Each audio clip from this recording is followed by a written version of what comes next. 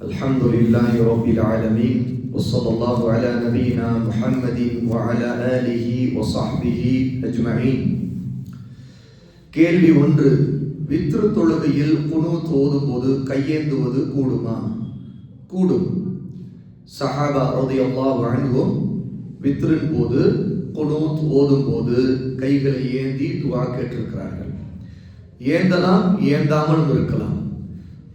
துஆவின் போது கையேந்துவது கட்டாயம் அல்ல. ஆகவே ஒருவர் வித்ரின் போது குனூத்தின் போது கையேந்த விரும்பினால் கையேந்தலாம்.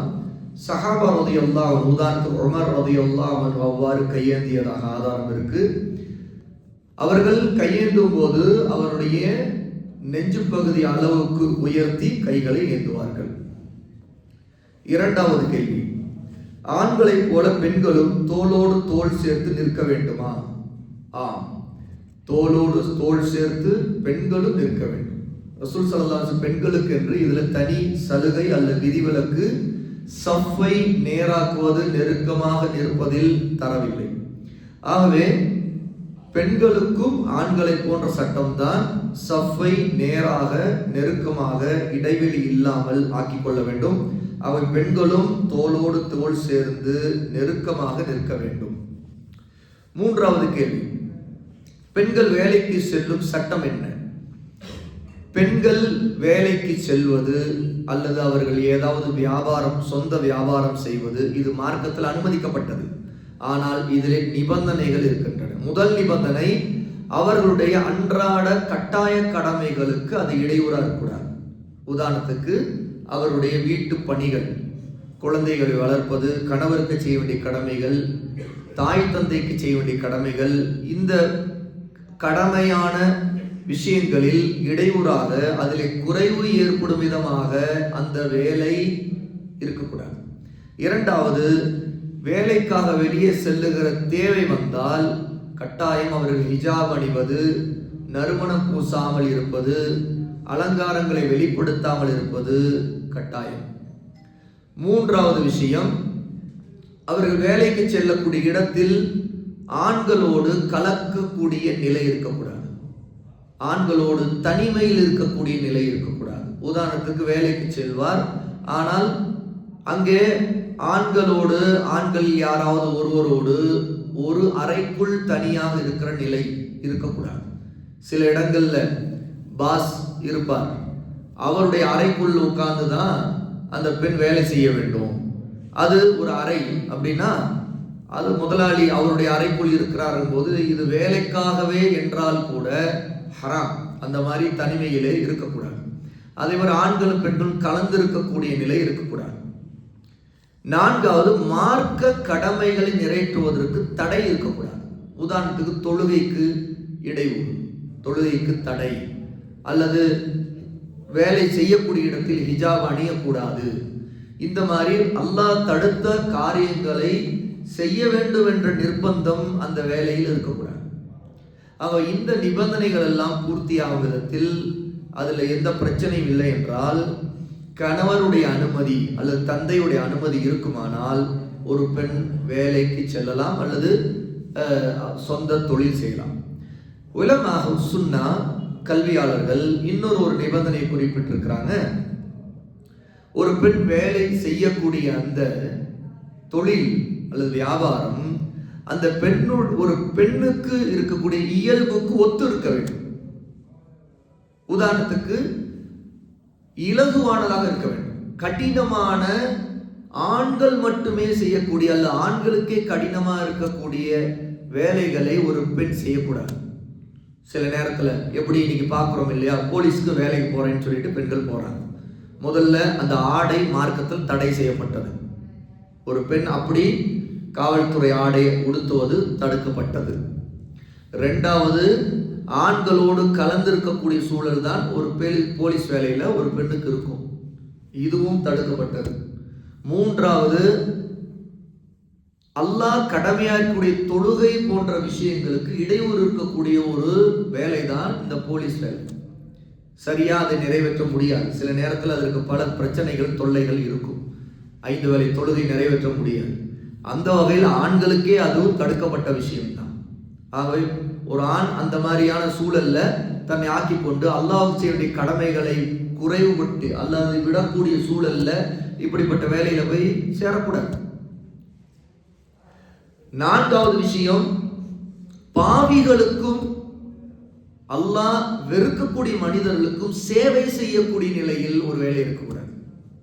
ஏன்னுட்டா காவல்துறை இந்த மாதிரி இதுல சில நன்மைகளும் அவர்கள் செய்வாங்க. அதே நேரத்துல பாவிகளும் குற்றவாளிகளையும் பாதுகாப்பது அல்ல அவர்களுக்கு செக்யூரிட்டி வேலை பார்ப்பது, ஹராமிகளுக்கு உதவுவது, திடீர்னு பார்த்தா டாஸ்மாக்ல வேலை போட்டுருவோம், போய் நின்று அதை பாதுகாத்துக்கன்னு சொல்லுவோம். அங்க எல்லாம் ஒழுங்குபடுத்து அப்படிமா. அப்ப என்ன என்ன மார்க்கத்துல ஹராம். அந்த இடத்துல ஒரு டாஸ்மாக்ல போய் அங்க வேலை செய்யறது. ஏன்னா அங்க எல்லாம் நல்லபடி தண்ணியை விற்கணும், மதுவை விற்கிறதுக்கு உதவணும். இது ஹராம். ஏன்னா ஹராமான வியாபாரத்திற்கு உதவுவது ஹராம். அப்ப இந்த மாதிரி பல காரணங்கள். ஆகவேதான் தீனை நம்ம உயிருக்கு மேல மதிக்கிறோம். அல்லாஹ்வுடைய தீன் தான் எல்லாத்துக்கும் மேல நமக்கு முதலிடத்தில் இருக்கு. அப்படி இருக்கும்போது தீனை சமரசம் செய்து கொண்டு, ஈமான சமரசம் செய்து கொண்டு, பாவத்திற்கும் பாவிகளுக்கும் உதவக்கூடிய விதத்தில் ஒரு வேலை, அது எந்த வேலையா இருந்தாலும் செய்யக்கூடாது. அல்லாஹ்வுக்கு பயந்து அல்லாஹ் ரிஸ்க் கொடுக்கக்கூடியவன் நம்ம அதை விட்டு விலகிக் கொள்ளணும். இதுதான் அல்லாஹ்வுக்கு அஞ்சுவது. அப்படி இருக்கும்போது ஆண்களுக்கு இதுல சிக்கல் இருக்குங்கும் போது பெண்கள் இது போன்ற வேலைகள்ல சேரக்கூடாது. ஆகவேதான் உலமா சொல்லுகிறார்கள், ஒரு பெண் சில வேலைகள் செய்வதாக இருந்தால் இலகுவானதாக இருக்கும். உதாரணத்துக்கு கல்வியை கற்றுக் கொடுப்பது, பிள்ளைகளுக்கு பாடம் போதிப்பது, பள்ளிக்கூடத்தில் ஒரு டீச்சரா இருக்கிறாங்க, அது பிரச்சனை இருக்காது பெரும்பாலும். அதிலும் கூட மகரம் அல்லாத பெரிய ஆண்கள், பெரிய பசங்க, பெரிய அவர்களுக்கு முன்னாடி ஹிஜாப் இல்லாமல் நின்று கொண்டு பாடம் நடத்துகிற நிலையெல்லாம் இனி சில டீச்சர்ஸுடைய நிலை இருக்குது இல்லையா? இது மார்க்கத்தில் கூட ஹிஜாப் அணிந்து கொண்டு டீச் பண்றாங்க, தனிமை இருக்காது, அதுல செக்யூர்ட் நிலை, அதாவது பாதுகாப்பான சூழல் எல்லாம் இருக்குன்னா அதுல ஒரு பிரச்சனையும் இருக்காது. ஆனா பெரும்பாலும் அப்படி இருக்காத சூழல் இருக்கும்போது அந்த மாதிரி வேலையில ஒரு பெண் நீடிக்க கூடாது, இருக்கக்கூடாது, அதை விட்டு வெளியேறி இருக்கும். சரிங்களா? அதே மாதிரிதான் மருத்துவம். இந்த மாதிரி வேலைகள்ல உதாரணத்துக்கு ஒரு பெண் மருத்துவ தொழில் செய்யறது, அதுக்கான படிச்சுக்கிறது, இந்த மாதிரி சில விஷயங்கள். அப்போ ஒரு அந்நிய ஆணுக்கே கூட ட்ரீட்மெண்ட் பண்ண வேண்டிய தேவைதான். அதுல தனிமை இல்லாத சூழல் இருக்கிற வரைக்கும் அதுல மார்க்கத்துல அனுமதி இருக்கும். ஆனாலும் பெரும்பாலும் பெண்களுடைய வேலை, அதுல தொழில் அவங்க செய்வது பெண்களோடு தொடர்பு இருக்கும் விதத்திலே தான் அதிகமாக அது இருக்குவதற்கு அவங்க வழியை ஏற்படுத்தி கொள்ளணும். ஆண்களுடைய தொடர்பு அதிகமாக ஆகக்கூடிய அல்லது ஆண்களோடு தான் என்கேஜ் ஆகிட்டு அவங்களுடைய பயணிக்கிற அளவுக்கான ஒரு சூழல்ல அந்த வேலையை அமைத்துக் கொள்ளக்கூடாது. அதே மாதிரிதான் இந்த சிரமமான வேலைகள், இன்னைக்கு ஆணும் பெண்ணும் சமம் சொல்லிட்டு நாங்களும் கார் ஓட்டுறோம், இது நாங்களும் கார் டாக்ஸி ஓட்டுறோம், நாங்களும் பஸ் ஓட்டுறோம், லாரி ஓட்டுறோம், ஆட்டோ ஓட்டுறோம் அப்படின்னு சொல்லிட்டு பெண்கள் கிளம்புறாங்க. இதெல்லாம் கூட அந்த விஷயங்கள், இதெல்லாம் மார்க்கத்தில் எல்லாம் தடுத்திருக்கிற விஷயங்கள். இந்த மாதிரியான பாதுகாப்பற்ற சூழல். அதே மாதிரி ஒரு பெண் அந்த மாதிரி டாக்ஸியை ஓட்டுறேன்னு சொல்லிட்டு அந்த பெண்ணு தனிமையில டாக்ஸியில போயிட்டு இருப்பா, ஓட்டிட்டு டிரைவரா இருப்பா, பார்த்தா ஒரு ஆண் உட்காந்துட்டு இருப்பான், அதுல தனிமையில தான் இருப்பாங்க. இது ஹராம். இந்த மாதிரி உலமாக்கள் சட்டம் சொல்லியிருக்காங்க. இதுல எல்லாம் கவனமாக இருக்கணும். நான்காவது கேள்வி, பிறந்த குழந்தைக்கு பித்ரா கொடுக்க வேண்டுமா? ஆம், கொடுக்க வேண்டும். அதுல ஒரு சட்டம் இருக்கிறது. பெருநாள் தினத்துடைய அறிவிப்பு, அதாவது மக்ரிபுக்கு பிறகு பெருநாள் தினத்துடைய அறிவிப்பு உறுதி செய்யப்பட வேண்டிய நிலை இருக்குது இல்லையா? அப்போ அப்படி இருக்கும்போது அந்த மக்ரிபுக்கு முன்னே குழந்தை பிறந்திருந்தால் கட்டாயம் கொடுத்தாகணும். இல்ல அதற்கு பிறகுதான் குழந்தை பிறந்தது அப்படின்னா அப்போது அந்த குழந்தைக்கு ஃபித்ரா கொடுக்க வேண்டிய அவசியம் இல்லை. ஆனால் கொடுப்பது முஸ்தஹப். முஸ்தஹப் என்றால் விரும்பத்தக்கது, சிறந்தது, நல்லது. ஏன்னா உஸ்மான் ரலியல்லாஹு அன்ஹு குழந்தை கர்ப்பத்தில் இருக்கும்போது கூட அந்த கருவில் இருக்கக்கூடிய குழந்தையை கூட சேர்த்து ஃபித்ரா கொடுத்திருக்கிறாங்க. அந்த வகையில் அது விரும்பினால் கொடுக்கலாம். ஆனால் பிறந்த குழந்தை மக்ரிபுக்கு முன்பே பிறந்து விட்டால் கட்டாயம் அதையும் கணக்கிட்டு அந்த குழந்தையின் சார்பாக ஃபித்ரா கொடுக்கப்பட வேண்டும். ஐந்தாவது கேள்வி, ஆண்களுக்கு ஜும்மாவுடைய தொழுகை கட்டாயம், ஆனால் பெண்களும் ஜும்மாவுடைய தொழுகையில் கலந்து கொண்டால் ஆண்கள் கிடைக்கும் அதே நன்மை கிடைக்குமா? அல்ல. ஆண்களுக்கு கிடைக்கக்கூடிய நன்மை அது ஆண்களுக்கு கடமை என்பதை நிறைவேற்றுவதால் அவர்களுக்கு கிடைக்கிறது. பெண்களுக்கு ஜும்மாவுடைய தொழுகை கடமை அல்ல. ஆகவே அந்த ஜும்மாவில் வருவதற்கான கூலி அதிகமாக கிடைக்கூடிய ஆர்வமூட்டப்பட்டது எல்லாமே அது எல்லாமே ஆண்களுக்காக உள்ளதுதான், அவை பெண்களுக்கு இல்லை. ஆனால் பெண்கள் ஜும்மாவுக்கு வர வேண்டிய தேவை வந்தால் அவர்களுக்கு அந்த கூலி கிடைக்கும். ஆனால் அந்த கூலியுடைய அளவு ஆண்களுக்கு கிடைப்பதை போன்ற கூலிக்கு எந்த ஆதாரம் இல்லை. உலமா இதை நமக்கு தெளிவுபடுத்தியிருக்கிறாங்க. 6வது கேள்வி, தராவீஹ் தொழுகை ஆண்களுக்கும் பெண்களுக்கும் கட்டாயமா? இல்லை, இது ஒரு சுன்னா முஅக்கதா, அதாவது ஆர்வமூட்டப்பட்ட வலியுறுத்தப்பட்ட சுன்னா, ஃபர்ல அல்ல. அது ஆண்களுக்கும் கட்டாயம் இல்லை, பெண்களுக்கு கட்டாயம் இல்லை. ஆனால் ஆர்வமூட்டப்பட்ட வலியுறுத்தப்பட்ட ஒரு சுன்னா இரவு தொழுகை. தராவீங்கிறது இரவு தொழுகை. ஆகவே ஒருவருடைய சக்தி இருந்தால் அவர் அதை தொழுதால் அதற்கு அதிகமான கூலியை பெற்றுக்கொள்வார்.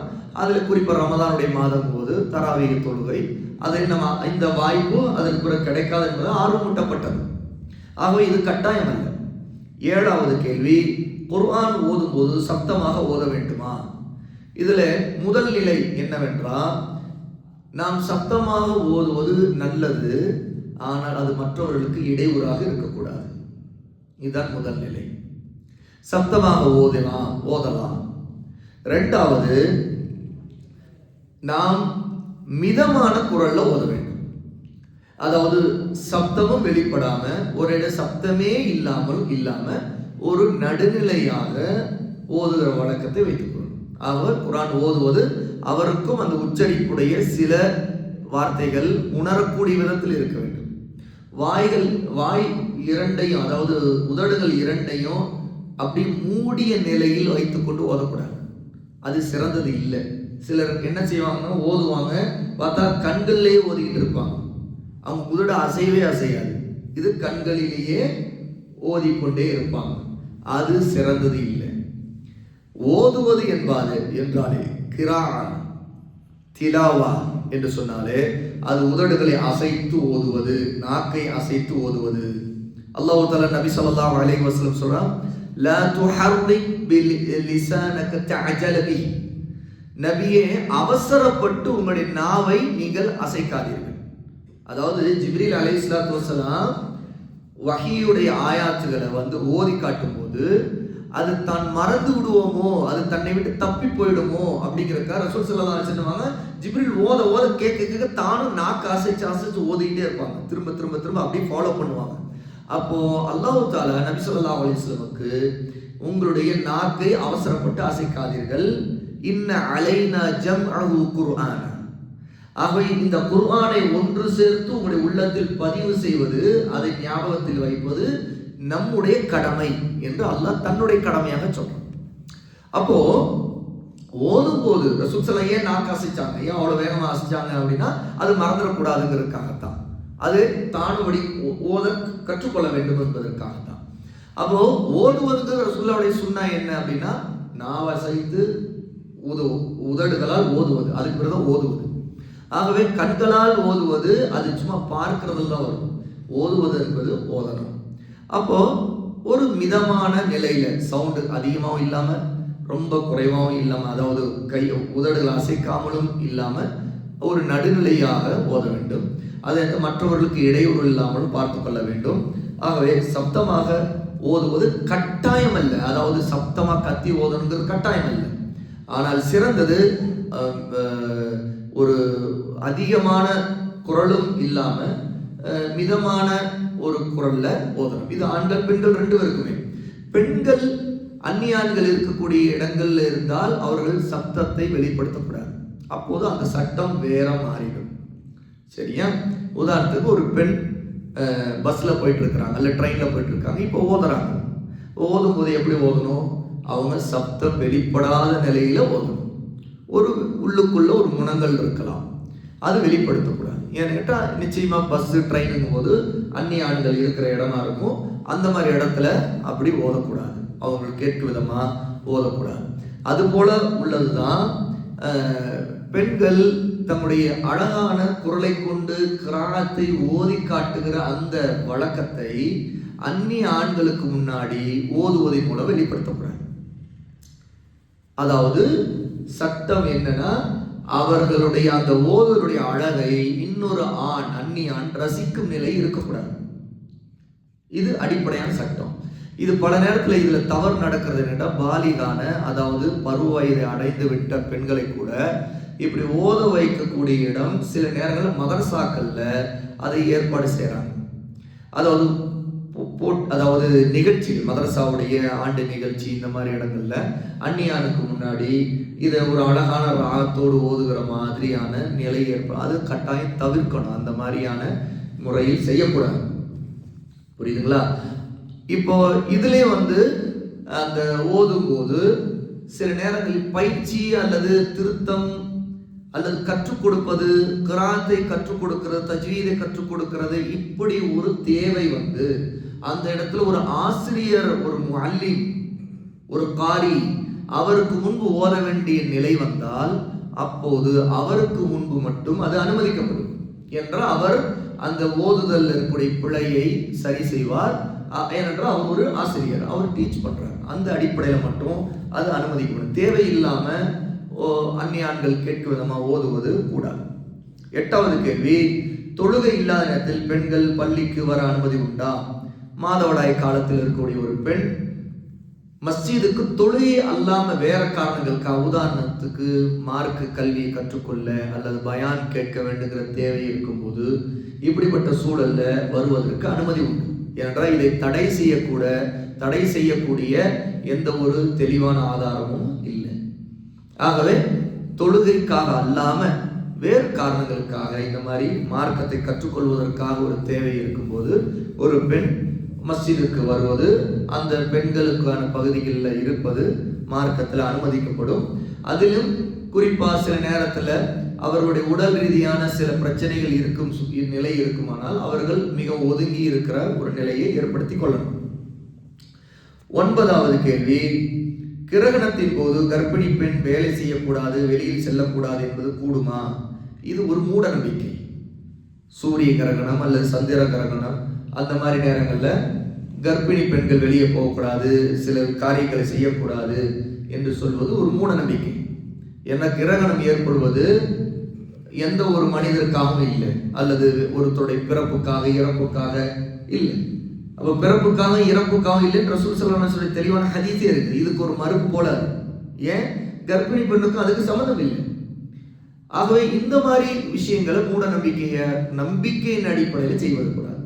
சில சமயங்கள்ல ஏதாவது சில குறிப்பிட்ட நேரத்துல தெளிவா அறிவியல் பூர்வமாக சில குறிப்பிட்ட ரேஸ், அதாவது ஒளிக்கதிர்கள்னால சில பாதிப்புகள் ஏற்படும் அப்படின்னு மருத்துவ ரீதியாக உறுதி செய்த தகவல். ஆகவே அது கர்ப்பிணி பெண்ணுக்கு பொதுவாக சில நேரத்தில் சொல்லுவாங்க, அது எவ்வளவு உண்மையா இல்லையாங்கிறது அது ஆய்வுக்குரியது. அது சம்பந்தப்பட்டவங்க அது நல்லா விசாரிச்சு தெரிஞ்சுக்கணும். சரியா? ஆனால் இப்படி அந்த குறிப்பிட்ட கதிர்கள் மூலமாக இப்படிப்பட்ட பாதிப்பு ஏற்படும் தெளிவா உண்மையான ஒரு ஆய்வு ரீதியான அறிக்கை மூலமாக நம்பகமான தகவல் வந்துச்சுன்னா அது மருத்துவ ரீதியான ஒரு காரணத்துக்காக அதை தவிர்த்து கொள்ளலாம். ஆனால் நம்பிக்கையின் அடிப்படையில அதற்கு எந்த ஆதாரம் இல்லை. ரசூல் ஸல்லல்லாஹு அலைஹி வஸல்லம் அப்படி நமக்கு சொன்னதாக எந்த ஆதாரமும் இல்லை. அடுத்தது 10வது கேள்வி, கர்ப்பிணி பெண்கள் பாலூட்டும் பெண்களுக்கு நோன்பு வைப்பதிலிருந்து அல்லாஹ் சலுகை கொடுத்திருக்கிறானே, அதை மீறி நோன்பு வைப்பது கூடுமா? அல்லாஹ்வின் சட்டத்தை மீறுவது போல ஆகுமா? முதலாவது, இந்த சலுகை அல்லது இதில் உள்ள சட்டங்கள் 3 நிலை இருக்கு.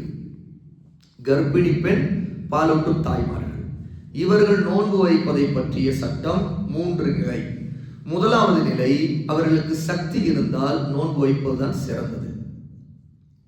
நோன்பை அவர்கள் விடக்கூடாது. அதாவது அவர்களுக்கோ அவருடைய குழந்தைக்கோ கர்ப்பத்தில் இருக்கிற சிசுவுக்கோ எந்த பாதிப்பும் ஏற்படாது என்று அவர்கள் நம்பினால், அவர்களுக்கு ஊட்டச்சத்து குறைபாடு போன்ற எந்த விஷயம் இல்லை, அதனால வேறு பிரச்சனைகள் இல்லை, அல்லது சிலருக்கு ஏற்படக்கூடிய அந்த வாந்தி, மசக்கை வாந்தி, இந்த மாதிரி பிரச்சனைகள், அதனால பலவீனம், ஏன்னா வாந்தி எடுக்கும் போது கடுமையான பலவீனப்படுவது, இந்த மாதிரிலாம் எதுவும் இல்லை, ஆரோக்கியமா இருக்கிறார் ஒரு பெண், அவர்களுக்கு ஒரு பிரச்சனையும் இல்லை, தாராளமாக அவங்க சகர் செய்யலாம், அதுக்கு பிறகு நோன்பு வைக்கலாம், இஃப்தார் செய்யலாம். அதனால அவங்களுக்கு எந்த பாதிப்போ மயக்கமோ அல்லது இந்த வாந்தியோ அந்த பிரச்சனைகள் எதுவுமே இல்லை அப்படின்னா அவங்க நோன்பு வைக்கிறது தான் சிறந்தது. இது முதல் நிலை. இரண்டாவது நிலை, அவர்களுக்கு உடல் ரீதியான பெரிய குறைபாடு, சுகவீனம் அல்லது இந்த மாதிரி வாந்தி அல்லது வேறு பிரச்சனைகள் இருந்து கொண்டிருக்குது. ஹீமோகுளோபின் ரொம்ப குறைவா இருக்குது, ரொம்ப உடம்பு ரொம்ப கடுமையான சோர்வுல இருக்குது, அவங்களால நோன்பு வைக்கிறது, தாகத்தை தாங்கிறது கஷ்டம், தண்ணீர் குடிக்க வேண்டிய தேவை வரும். அப்போ நோன்பு வச்சுட்டு தான் முடியாதுங்கும் போது அப்படி இருந்தும் கூட ஒரு பெண் நோன்பு வைப்பது இருக்குது. அது மார்க்கத்தில் ஹராம், வைக்கக்கூடாது அந்த மாதிரி. அதாவது ஒருவர் தனக்கு தனி தீங்கிழைக்கக்கூடிய நிலையில் நோன்பு வைப்பது கூடாது. சரி, ஒருவர் பிறருக்கும் தீங்கிழைக்க கூடாது, தனக்கும் தீங்கிழைக்க கூடாதுங்கிறாங்க சொல்லலாம். வலா தக்துலு அன்ஃபுஸக்கும், உங்களை நீங்களே கொலை செய்து கொள்ளாதீர்கள், உங்கள் கைகளாலே அழிவில் தள்ளாதீர்கள் என்று அல்லாஹ் சொல்றான். அப்ப அந்த அடிப்படையில் உலமா சொல்றாங்க, உண்மையாகவே அந்த கர்ப்ப காலத்துல அல்லது பாலூட்டும் காலத்துல அவர்கள் நோன்பின் காலம் அவருடைய நிலைமை மோசமாகும் என்றால் அவர்கள் நோன்பு வைப்பது கூடாது, அவர்களுக்கு அனுமதிக்கப்பட்டதில்லை, ஜாயிஸ் இல்லை. இது இரண்டாவது நிலை. மூன்றாவது நிலை, அவர்களுக்கு நோன்பு வைக்கக்கூடிய சக்தி கொஞ்சம் இருக்கிறது, ஆனாலும் அவர்கள் நோன்பு வைக்க பயப்படுகிறார்கள் என்றால் அந்த நேரத்தில் அவங்க நோன்பை விட்டு விடலாம். அந்த விட்ட நோன்பை அவர்கள் பிறகு எப்போது முடியுமோ கதாவும் செய்யலாம், அல்லது கதா செய்ய முடியாதுங்கிற அளவுக்கு அவர்கள் உணர்ந்தால் அந்த நோன்பிற்கு ஃபிதியா கொடுக்கணும். ஒவ்வொரு நாள் நோன்புக்கும் ஃபிதியா கணக்கிட்டு கொடுக்கணும். ஃபிதியா அப்படிங்கிறது ஒரு நோன்புக்கு பகரமா ஒரு ஏழைக்கு ஒரு வேளை உணவு, நல்ல உணவு கொடுப்பது. அவர்கள் பொதுவாக சாப்பிடக்கூடிய உணவு போல நல்ல உணவு ஒரு ஏழைக்கு ஒரு வேளைக்கு கொடுப்பது. ஒன்று அப்படி கொடுக்கணும். இல்லை என்றால் அவர்கள் அரிசி போன்ற விஷயங்களை அவங்க என்ன செய்யணும் கேட்டால் அது தர்மமாக கொடுக்கணும். அரிசிங்கிறது ஒரு நோன்புக்கு பார்க்கணும், ஒரு 550 கிராம் 600 கிராம் அரிசி அல்லது கோதுமை, இந்த மாதிரி தானியங்களை, குறிப்பாக அரிசியை உணவுப் பொருளாக இருந்தால் மெயினாக அரிசியை அவங்க என்ன செய்யணும் கேட்டால் ஒரு நோன்புக்கு பார்க்குறோமா ஒரு 550 கிராம் 600 கிராம் அல்லது 1 கிலோ அரிசி, எப்படியோ ஒரு அவங்களோட வசதிக்கு ஏற்ற மாதிரி கணக்கிட்டு குறைந்தபட்சம் 550 கிராம் அரிசியை, ஃபித்யா அரிசியை அவங்க ஏழைகளுக்கு கொடுக்கணும். அப்போ 30 நாள் நோன்புனா 30 நாளுக்கு கணக்கிட்டு அவங்க ஏழைக்கு கொடுத்துடணும். இதுதான் மூன்றாவது சட்ட நிலை. ஆக இப்போ இது எல்லாமே இந்த கேள்விகள்லாம் நேற்றைய கேள்வி அல்ஹம்துலில்லாஹ் பதில் சொல்லியாச்சு. இன்றைய கேள்வி நம்ம தொடரலாமா? 22 நிமிஷம் ஆயிருக்குது. ஏதாவது உங்களுக்கு கேள்விகள் இருந்தால் கொஞ்ச நேரத்தில் நம்ம கேட்டு இன்ஷா அல்லாஹ் நிறைவு செய்யலாம்.